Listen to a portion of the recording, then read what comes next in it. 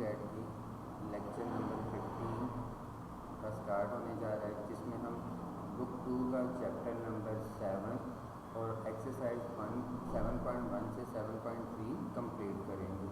ठीक है जी, चलिए बिस्मिल्लाह करते हैं। सबसे पहले चूँकि आपको पता है कि चैप्टर सेकेंड ईयर की बुक का जो चैप्टर नंबर 7 है वो वेक्टर्स पे है, तो वेक्टर्स में सबसे ज़्यादा इंपॉर्टेंट डेफिनेशन होती है। तो स्केलर क्वांटिटी क्या है जी, जैसे MCQ नंबर 1 में स्केलर क्वांटिटी की डेफिनेशन दी हुई है। The physical quantity which is completely specified by its magnitude only is called, ऐसी क्वांटिटी जिसके लिए सिर्फ मैग्नीट्यूड की ज़रूरत हो, ठीक है जी, तो उसे क्या कहते हैं, स्केलर क्वांटिटी कहा जाता है। फिर उसके बाद मूव करते हैं हम वेक्टर क्वांटिटी की तरफ या वेक्टर की तरफ। MCQ नंबर 2 हमारे पास है, the physical quantity which is completely specified by both it's number 1 magnitude and direction. तो ऐसी क्वांटिटीज़ जिनकी एक्सप्लेनेशन के लिए मैग्नीट्यूड और डायरेक्शन की ज़रूरत पड़े तो उसे क्या कहा जाता है जी, वेक्टर क्वांटिटी कहा जाता है। ठीक है जी, जैसे कि डी ऑप्शन में है, ये डेफिनेशन है जो कि आप लोगों ने याद रखनी है। MCQ नंबर नेक्स्ट जो पॉइंट है, डेफिनेशन है, वो पोजीशन वेक्टर है। तो पोजीशन वेक्टर क्या था, कि ऐसा वेक्टर जो किसी पॉइंट की position with respect to region represent करे उसे पोजीशन वेक्टर कहा जाता था। ठीक है जी, अब जैसा कि MCQ number 3, the position vector of any point P X Y Z in space is, तो P का पोजीशन वेक्टर क्या होगा जी, हाँ जी, P का पोजीशन वेक्टर क्या हुआ करता था, OP, और जिसको शो किया जाता था किसके साथ, XI plus YJ plus ZK। ठीक है, जैसे कि C ऑप्शन है। ठीक है जी, कोई भी पॉइंट हो तो उसका पोजीशन वेक्टर क्या था कि फर्स्ट कंपोनेंट्स के साथ I, सेकंड के साथ J और थर्ड के साथ K लगा दिया करते थे। अब MCQ नंबर 4, ठीक है जी, the position vector of any point P X Y Z in XY plane. ठीक है जी, तो XY प्लेन में P का पोजीशन वेक्टर क्या होगा। ठीक है जी, XY प्लेन में आपको पता होगा कि Z की वैल्यू क्या होती है, 0 होती है, वो ख़त्म हो जाता है। तो जैसे कि C ऑप्शन हमारे पास XI प्लस YJ ये पॉइंट P का पोजीशन वेक्टर होगा। MCQ नंबर 5 की तरफ हम मूव करें, कहते हैं जी द वेक्टर, वेक्टर को यूँ भी लिखा जा सकता है जी स्क्वायर ब्रैकेट्स में, और कंपोनेंट्स को कोमा के साथ सेपरेट कर देते हैं। तो XI YJ प्लस ZK को आप इस तरह भी लिख सकते हैं। तो इसको वजह से उसने ये पूछा हुआ कि इस वेक्टर को किस तरह लिखा जा सकता है, जैसे कि A ऑप्शन में X plus Y plus Z, ये तो हो ही नहीं सकता कि वेक्टर। इसी तरह I plus J plus K ये भी नहीं है, और C ऑप्शन इसका आंसर होगा। ठीक है जी, अब नेक्स्ट डेफिनेशन की तरफ मूव करते हैं। कहते हैं जी मैग्नीट्यूड ऑफ अ वेक्टर। ठीक है जी, जैसे कि MCQ नंबर 6 में कि अगर मेरे पास कोई vector U is equal to XY Z, जिसको हम XI plus YJ plus ZK भी लिख सकते हैं, जिसकी मैग्नीट्यूड को U मैग्नीट्यूड के साथ लिख सकते हैं, और फाइंड आउट करने का क्या प्रोसीजर हुआ करता था कि स्क्वायर रूट ऑफ X का स्क्वायर प्लस Y का स्क्वायर प्लस Z का स्क्वायर। जैसे कि C ऑप्शन हमारे पास है, कोई वेक्टर दिया हो तो उसकी मैग्नीट्यूड फाइंड आउट करने का क्या प्रोसीजर हुआ करता था, square root of X square plus Y square plus Z square हुआ करता था। ठीक है ना, ये आप लोगों को उम्मीद है याद होगा। अब MCQ नंबर 7 कहते हैं जी magnitude of cos alpha I plus sine alpha J plus 0K क्या होगी जी, इसकी मैग्नीट्यूड। ठीक है जी, इसकी मैग्नीट्यूड क्या होगी। तो अगर मैग्नीट्यूड कैलकुलेट करूँ तो फार्मूला था square root of X square plus Y square. तो X यहाँ पे क्या है, कॉस अल्फा, Y क्या है, साइन अल्फा। तो cos square alpha plus sine square alpha का स्क्वायर रूट क्या होगा, वो 1 होगा, और वो B ऑप्शन आ जाएगा। ठीक है जी, इसी तरह MCQ नंबर 8 हमारे पास है, the magnitude of the vector V is equal to 2I plus 3J plus 4K। तो इस वेक्टर की मैग्नीट्यूड कितनी होगी। ठीक है जी, उम्मीद है आप लोग ये सॉल्व कर सकते हैं। फिर भी इसका सोल्यूशन दिया हुआ है, क्या है कि मुझे पता है कि मैग्नीट्यूड फाइंड आउट करने का formula square root of X square plus Y square plus Z square है। X हमारे पास कितना है 2, और Y कितना है 3, और Z कितना है 4। हाँ जी, X Y Z की वैल्यूज पुट की, 2 का स्क्वायर 4, 3 का स्क्वायर 9 और 4 का 16 हो जाएगा, और इनको प्लस किया तो स्क्वायर रूट ऑफ 23 इसका आंसर आ जाएगा। ठीक है जी, MCQ नंबर 9। ठीक है जी, MCQ नंबर 9 कहता है जी the length of the vector, length norm या मैग्नीट्यूड एक ही चीज़ है। ठीक है जी, लेंथ नॉर्म या फिर मैग्नीट्यूड एक ही चीज़ है। तो आप लोगों ने क्या करना है, इस वेक्टर की मैग्नीट्यूड फाइंड आउट करनी है और चेक करना है कि कौन सा ऑप्शन होगा। MCQ नंबर 9 प्लस या 10 MCQ मोस्ट इंपॉर्टेंट है। कहता है कि magnitude of alpha i plus alpha plus 1j plus 2k is equal to 3 हो तो देन अल्फा क्या होगा। ठीक है जी, अल्फा क्या होगा। एक वेक्टर की मैग्नीट्यूड का आंसर 3 है तो कहता है जी उसमें अननोन अल्फा की वैल्यू क्या होगी, ए ऑप्शन, बी, सी या फिर डी। हाँ जी, सोल्यूशन इसका देखते हैं हमारे पास क्या है कि मैग्नीट्यूड ऑफ द वेक्टर जिसके इक्वल है 3 और मैग्नीट्यूड फाइंड आउट करने का फार्मूला तो हमारे पास square root of x square plus y square plus v square था और x की जगह अल्फा है, y की जगह अल्फा प्लस 1 है और z की जगह 2 है। तो पुट किया जी, स्क्वायर रूट है, बहुत साइड स्क्वायर कर दिया तो alpha square plus alpha plus 1 का स्क्वायर प्लस 2 का स्क्वायर इज इक्वल टू कितना हो जाएगा 9। जबकि लेफ्ट साइड पे अल्फा प्लस 1 का होल स्क्वायर है, ये स्क्वायर हम ओपन करते हैं तो ओपन करेंगे तो हमारे पास क्या आ जाएगा, alpha square plus 1 plus 2 alpha हो जाएगा। अल्फा स्क्वायर और alpha square 2 alpha square 2 alpha वैसे 1 और 4 कितना हो जाएगा 5 हो जाएगा और 5 राइट पे जाकर माइनस हो जाएगा तो कितना आ जाएगा 9 आ जाएगा। ठीक है जी, और अगर आप देखें तो लेफ्ट साइड से 2 कॉमन है, कॉमन लिया वो इधर आकर डिवाइड हो जाएगा तो कितना बचेगा 2 और 2 इधर आकर माइनस। तो मेरे पास expression alpha square plus alpha minus 2 is equal to 0 बचता है। इसकी फैक्टराइजेशन करें तो हमारे पास आंसर क्या आ जाएगा 1 और माइनस 2, जो कौन सी ऑप्शन है जी, डी ऑप्शन है। ठीक है, अब मूव करते हैं जी नेक्स्ट डेफिनेशन की तरफ, नल वेक्टर। तो नल वेक्टर क्या था कि ऐसा वेक्टर जिसकी मैग्नीट्यूड 0 हो। ठीक है जी, ऐसा वेक्टर जिसकी मैग्नीट्यूड 0 हो उसे हम नल वेक्टर कहा करते थे। ठीक है जी, उसे नल वेक्टर कहा करते थे। और नल वेक्टर एक ऐसा वेक्टर है जो कि हर किसी वेक्टर पे, हर एक वेक्टर पे क्या होता है, परपेंडिकुलर होता है। तो MCQ नंबर 11 में the vector which is perpendicular to everyone, every vector is, हाँ जी, कौन सा, पॉजिटिव, नेगेटिव, नल या यूनिट वेक्टर। तो नल वेक्टर एक ऐसा वेक्टर है जो हर एक वेक्टर के ऊपर क्या होता है, परपेंडिकुलर होता है। ठीक है जी, ये याद रखना है। फिर इसके बाद नेक्स्ट डेफिनेशन है यूनिट वेक्टर। तो यूनिट वेक्टर क्या था, ऐसा वेक्टर जिसकी मैग्नीट्यूड 1 के इक्वल हो। ठीक है, जैसा कि MCQ नंबर 12 में कहता है vector with magnitude 1 is called. तो कौन सा वेक्टर होगा, वो यूनिट वेक्टर होगा जो कि आपके पास बी ऑप्शन है। ठीक है जी, अब MCQ नंबर 13 में कहते हैं जी अब vector u is called unit vector. तो यूनिट वेक्टर u कब यूनिट वेक्टर होगा,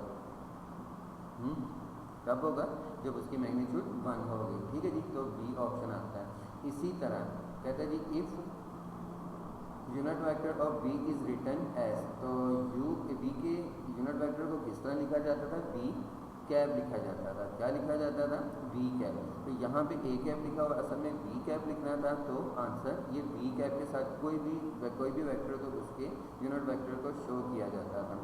और MCQ नंबर 15 में अगर हम देखें तो unit vector around the vector. ठीक है जी, यानी कोई वेक्टर दिया हो तो उसका यूनिट वेक्टर का फार्मूला क्या होता था, तो फार्मूला क्या होता था कि वेक्टर को उसकी मैग्नीट्यूड के साथ डिवाइड करना होता था। ठीक है जी, यूनिट वेक्टर कैसे फाइंड आउट होता था कि वेक्टर को उसकी मैग्नीट्यूड के साथ डिवाइड कर दे तो आपके पास यूनिट वेक्टर आता था, जैसे कि डी ऑप्शन। ठीक है ना, वेक्टर को उसकी मैग्नीट्यूड के साथ डिवाइड किया तो यूनिट वेक्टर आ गया।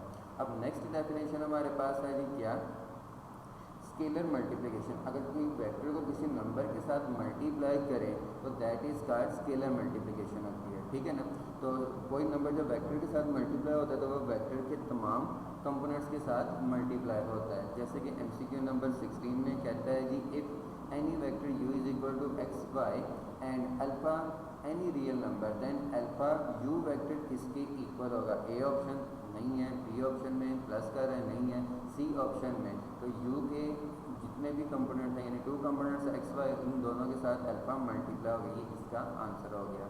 अब नेक्स्ट डेफिनेशन है जी क्या, कि एडिशन ऑफ वेक्टर्स। वेक्टर्स कब या कैसे ऐड किया करते थे। ठीक है जी, वेक्टर कैसे ऐड किया करते थे। तो MCQ नंबर 17 में मेरे पास 2 वेक्टर्स हैं जी, u एक्स वाई और v x dash y dash है जी। तो u प्लस v क्या होगा, 2 वेक्टर्स कब कैसे ऐड होते हैं कि x कंपोनेंट में x कंपोनेंट ऐड होता है और y कंपोनेंट्स में y कंपोनेंट ऐड होता है। यानी i के कोफिशिएंट में i के कोफिशिएंट्स ऐड होंगे, j में j के कोफिशिएंट ऐड होंगे। और इसी तरह अगर के होते तो के कोफिशिएंट्स ऐड कर देते। तो इन दोनों का सम क्या होगा जी, x में x डैश ऐड होगा, y में y डैश ऐड हो जाएगा। और इसी तरह MCQ नंबर 18 में क्या है जी, डिफरेंस है, सब्ट्रैक्शन है। तो टू वेक्टर्स कैसे सब्ट्रैक्ट होते हैं कि x कंपोनेंट्स में x माइनस होगा, y में y माइनस होगा, यानी x minus x dash y minus y dash होगा, जैसे कि ए ऑप्शन है। MCQ नंबर 19 जो कि बहुत इजी है जी, कहते हैं जी for any two vectors u is equal to 1 minus 3 है और v इज इक्वल टू 2 5 है, तो इनका सम फाइंड आउट करना है। तो सम यानी 1 ऐड होगा 2 में तो कितना हो जाएगा 3, और माइनस 3 ऐड होगा किसमें 5, ठीक है जी, और तो ये कितना हो जाएगा 2 हो जाएगा, जैसे कि ए ऑप्शन है।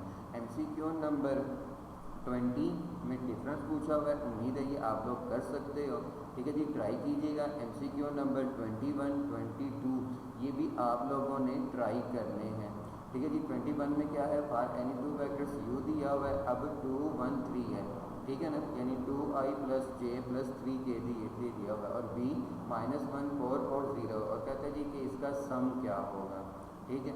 और 22 में u भी दिया हुआ है और डिफरेंस पूछा हुआ है कि इनका डिफरेंस क्या होगा, उम्मीद है ये आप कर सकते हो। अब नेक्स्ट MCQ नंबर, ठीक है जी, 23 कहते हैं जी if OP1 and OP2 are two position vectors of the points P1 and P2, तो P1 P2 का पोजीशन वेक्टर दिया हुआ है, तो बताओ जी P1 P2 वेक्टर क्या होगा। हाँ जी, तो P1 P2 वेक्टर का फार्मूला हमारे पास क्या हुआ करता था, OP2 माइनस OP1, ठीक है ना, OP2 माइनस OP1 हुआ करता था, यानी P2 के पोजीशन वेक्टर में से P1 का पोजीशन वेक्टर माइनस कर देते थे। तो क्या आंसर होगा, x2 में से क्या माइनस होगा x1, y2 में से क्या माइनस होगा y1, और z2 में से क्या माइनस होगा z1 माइनस होगा। तो ये इसका आंसर, जैसे कि कौन सी ऑप्शन है जी, ए होगी ना, बी नहीं जी, सी ये भी नहीं है, क्योंकि हमारे पास P1 P2 वेक्टर आता था x2 माइनस x1, और इसी तरह y2 माइनस 1 और z2 माइनस z1 था, जैसे कि डी ऑप्शन हमारे पास आ रही है, ठीक है ना। तो डी ऑप्शन में हमारे पास फार्मूला है। अब नेक्स्ट है जी कि अगर 2 पॉइंट्स हैं, ठीक है जी, P1 और P2, तो इनके दरमियान डिस्टेंस कैसे फाइंड आउट करते हैं। तो जस्ट आप सबसे पहले क्या कीजिए कि vector P1 P2 find out कीजिए, उसकी मैग्नीट्यूड फाइंड आउट कर लें, तो वो उसका डिस्टेंस फार्मूला आ जाएगा, डिस्टेंस आ जाएगा। जैसे कि हमने ऊपर देखा था कि P1 P2 वेक्टर क्या आया था, x2 minus x1, y2 minus y1, z2 minus z1 आया था, ठीक है ना, ये हमारे पास आया था। तो ये आपका i का कोफिशिएंट है, ये j का, और जबकि ये k का कोफिशिएंट है। तो मैग्नीट्यूड फाइंड आउट कर लें, वो इसका डिस्टेंस हो जाएगा, जो कि क्या होगा, square root of x2 minus x1 का square plus y2 minus y1 का square plus z2 minus z1 का स्क्वायर, जैसे कि ये ऑप्शन है, यही आपका डिस्टेंस फार्मूला भी हुआ करता था, ठीक है ना।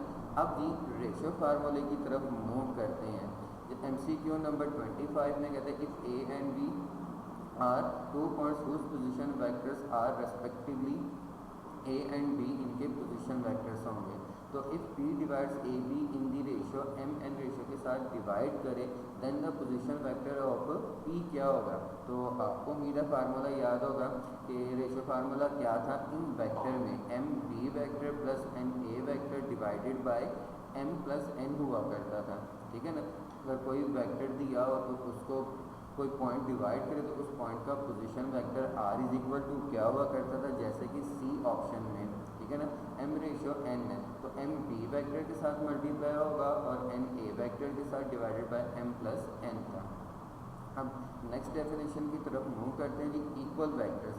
वेक्टर्स कब इक्वल होते थे, जब उनके I, J और K के कोफिशिएंट्स इक्वल हुआ करते थे, ठीक है ना, I, J और K के कोफिशिएंट्स इक्वल हुआ करते थे। कहते हैं जी two vectors u x y और v x dash y dash are said to be equal if and only कब होगा कि x x प्राइम या x डैश के इक्वल हो, y y डैश के इक्वल हो। कौन सी ऑप्शन आ रही है जी, ठीक है ना, ए ऑप्शन हमारे पास इसका आंसर है। अब मोस्ट इम्पॉर्टेंट डेफिनेशन हमारे पास जी पैरेलल वेक्टर्स, मोस्ट इम्पॉर्टेंट है, इससे रिलेटेड MCQ अक्सर एग्जाम में आया करता है। तो वो क्या है जी हमारे पास डेफिनेशन कहते हैं जी if a vector is equal to t time और बी वेक्टर हो और टी कोई भी कांस्टेंट हो सकता है, कोई भी नंबर हो सकता है, तो then the vectors a and b are called parallel vectors. ठीक है, अगर कोई टू वेक्टर्स इस इक्वेशन को सेटिस्फाइड करें, ठीक है जी, इस इक्वेशन को सेटिस्फाइड करें a is equal to t time of b vector, तो उन वेक्टर्स को फिर पैरेलल वेक्टर्स कहा जाता था। ठीक है जी, वेक्टर्स कब पैरेलल होते हैं? अगर वो इस प्रॉपर्टी या इस इक्वेशन को सेटिस्फाइड करें, जो कि क्या है, a vector is equal to t time of b vector. अब जैसा कि MCQ नंबर 28 कहता है जी if a is equal to 3i plus j minus 4 minus k हो और b is equal to alpha i minus 4j plus 4k हो और ये दोनों वेक्टर्स आपस में पैरेलल हो, तो देन अल्फा क्या होगा? अल्फा की वैल्यू क्या होगी? 4, 8, 12 या नन ऑफ दीज है। ठीक है जी, पैरेलल वेक्टर की डेफिनेशन यूज़ करते हुए आप लोग सॉल्व कर सकते हो, मगर उससे भी एक ईजी मेथड है। वो क्या है? जैसे कि सॉल्यूशन में अगर वेक्टर्स पैरेलल हों तो उनके आई, जे और के जो कोफिशिएंट होते हैं उनकी जो रेशो होती है, ठीक है जी, उनकी जो रेशो होती है वो इक्वल होती है। यानी 3 आई का कोफिशिएंट, यहाँ ए वेक्टर में आई का कोफिशिएंट कितना है? 3 और बी में क्या है? अल्फा। तो 3 ओवर अल्फा, इसी तरह 1 ओवर -4 और के का कोफिशिएंट -1 ओवर 4 करें तो ये इक्वल होगा, या वो रेसिप्रोकल भी कर सकते हैं। पहले बी के कोफिशिएंट्स लिख लें, बी वेक्टर के आई के कोफिशिएंट्स लिख लें, बाद में ए के लिख लें, कोई मसला नहीं, कोई इशू नहीं है। ठीक है जी, कहते हैं जी if the vectors are parallel then फिर क्या होगा कि उनके आई, जे, के की कोफिशिएंट्स की जो रेशियो होगी वो इक्वल होगी। अब B1 हमारे पास क्या है? अल्फा है, B2 क्या है? -4 और B3 क्या है? 4 है। ठीक है जी, जबकि A1 कितना था? 3 था, A2 कितना था? 1 था और A3 कितना है? -1 है। ठीक है ना, तो वैल्यूज़ को पुट किया तो मेरे पास ये कि alpha over 3 is equal to -4, ये भी -4 हो जाता है, तो alpha over 3 is equal to -4 और 3 डिवाइड हो रहा है, -4 के साथ मल्टीप्लाई होता है, कितना हो जाएगा? -12। तो कौन सी ऑप्शन आ रही है जी?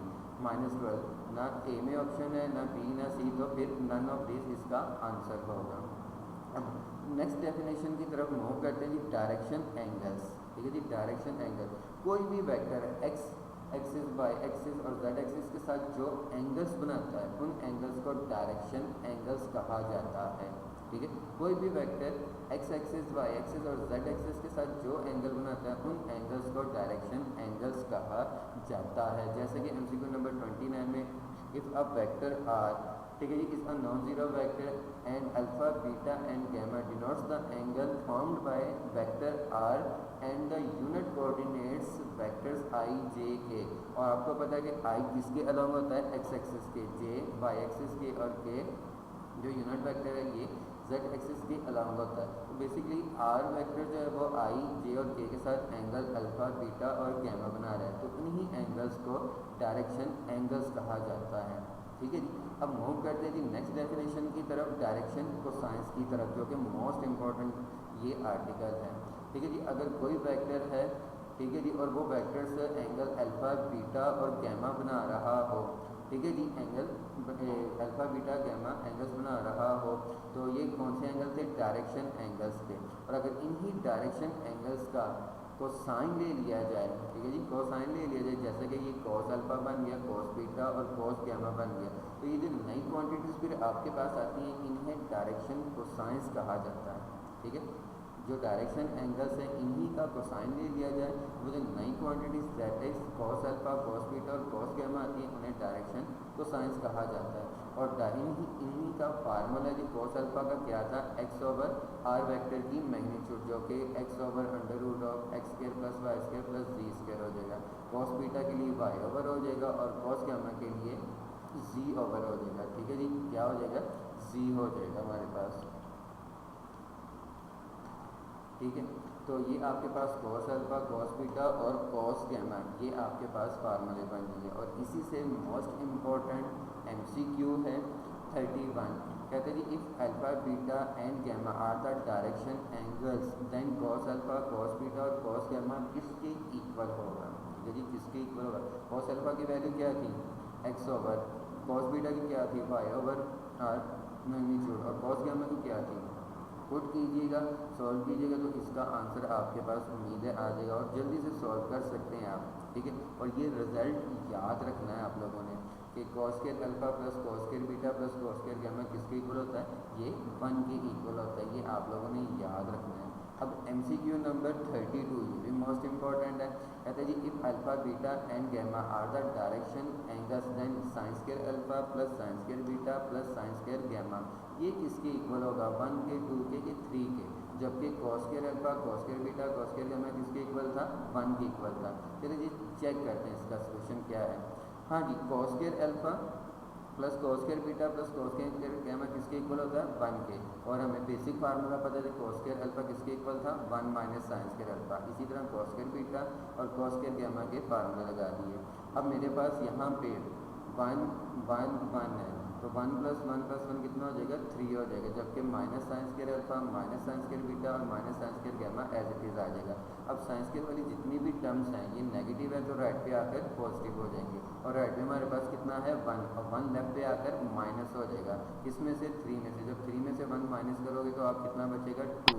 तो sign square alpha plus sine square beta plus sine square gamma किसके इक्वल हुआ, 2 के इक्वल हुआ। ठीक है ना। अच्छा जी नेक्स्ट MCQ की तरफ मूव करते हैं। ठीक है जी, नेक्स्ट MCQ की तरफ मूव करते हैं। 33 कहता है if alpha beta and gamma are the direction angles, ठीक है जी, of a vector then cos square alpha plus cos square gamma किसके इक्वल होगा, 0 के, 1 के, या साइन स्क्वायर गामा के, या कॉस स्क्वायर गामा के।